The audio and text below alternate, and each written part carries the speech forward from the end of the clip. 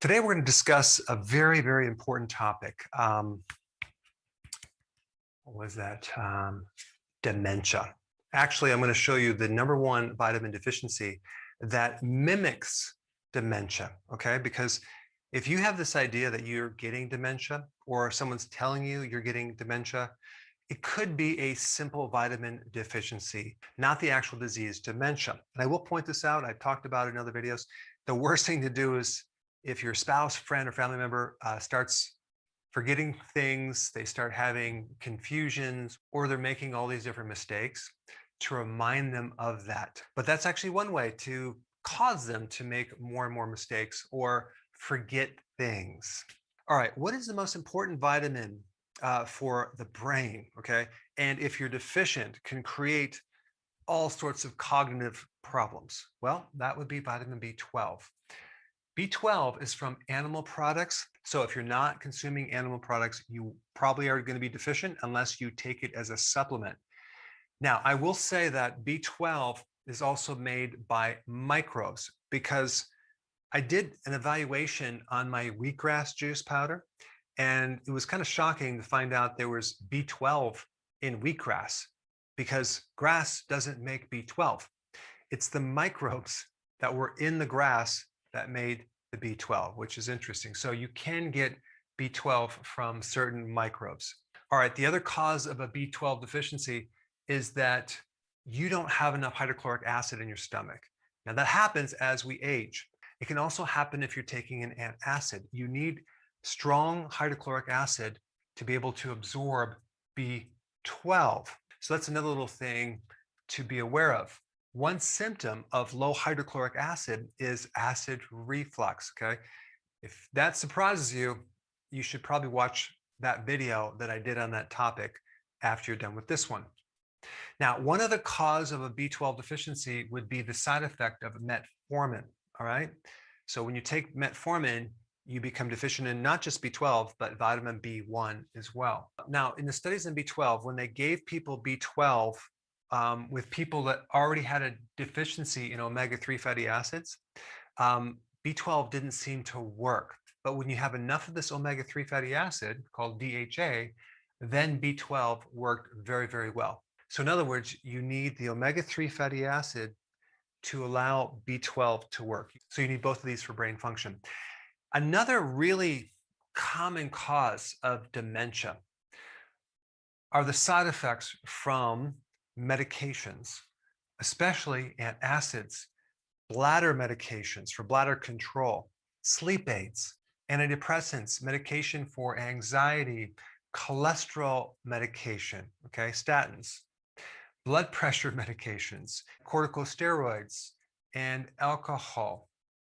So in other words, if you're starting to get dementia symptoms and you're on some of these medications, get that medication out and start looking at the side effects. It could be as simple as some medication that is causing you to have dementia. In fact, it's very, very common.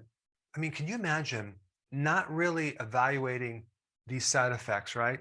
And then you have dementia and you're on another medication for that, that potentially can give you another side effect that you take another medication for. I'm telling you, there are so many side effects that are then camouflaged with other medications.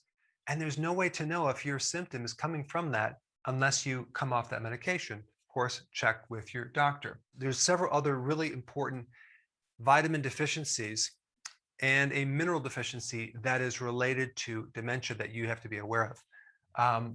B1 is a very common one, especially with the area of the brain that's involved with memory loss, and that would be the hippocampus. The hippocampus is the part of the brain that's involved with memories. Now, they don't know exactly what it does, but they do know when the hippocampus shrinks and has neurodegeneration or atrophy, then you get Alzheimer's.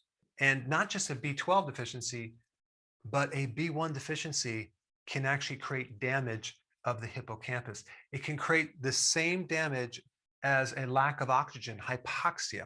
Okay, so B1 is very, very important. It's important as a cofactor in the metabolism of the mitochondria that generates energy for the brain. So without B1, the nerves cannot work, and you literally starve off the fuel for the brain.